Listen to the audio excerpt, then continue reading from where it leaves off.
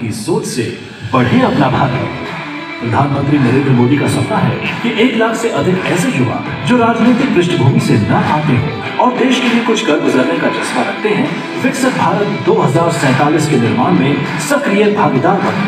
देश भर में शुरू हुआ विकसित भारत यंग लीडर्स डायलॉग। आजाद भारत के इतिहास में पहली बार इतनी बड़ी संख्या में युवाओं को अपने विचार रखने का अवसर मिला। इसकी शुरुआत हुई विकसित भारत क्विज से।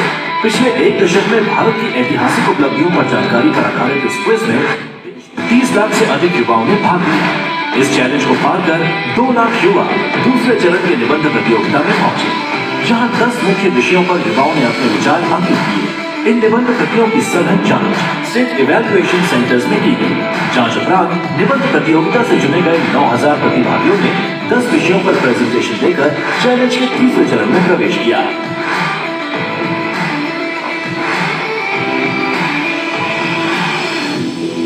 राज्य में अपने बौद्धिक कौशल का लोहा मनवाने वाले 3000 युवाओं का दिल्ली के मुख्य कार्यक्रम के लिए चयन हुआ। कमरे बैठ के सोचते हो कि यार स्पोर्ट्स का कुछ ऐसे इनिशिएटिव होना चाहिए, लेकिन आप सोचो अगर आपकी वही सोच कमरे वाली प्रधानमंत्री के सामने बोलने को मौका मिला तो कितनी बड़ी बात है। राज्यों के मुख्यमंत्री और राज्यपाल ने झंडा दिखाकर इन्हें रवाना किया।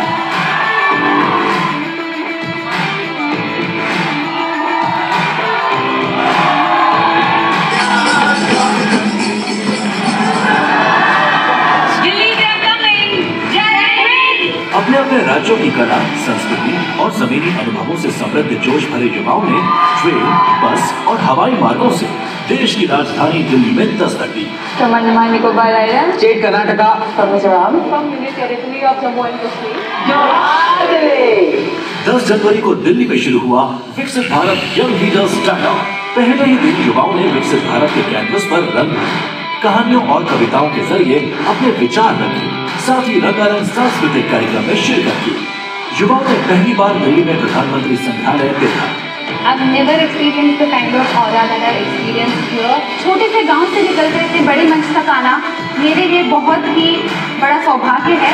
देश भर से आए युवा विज्ञान मेला और विकसित भारत प्रदर्शनी में भागीदार बने। फिर साक्षात्कार हुआ अपने क्षेत्रीय सांसदों व केंद्रीय मंत्रियों से। रात्रि भोजन साफ कर युवाओं ने अपने विचारों का मंथन किया और उनके अनुभव से मार्गदर्शन किया। डायलॉग के दूसरे दिन युवाओं से देश विदेश की बड़ी अनुभवी हस्तियों और एक्सपर्ट्स ने उनके आइडियाज पर घंटों बैठकर विस्तृत चर्चा की।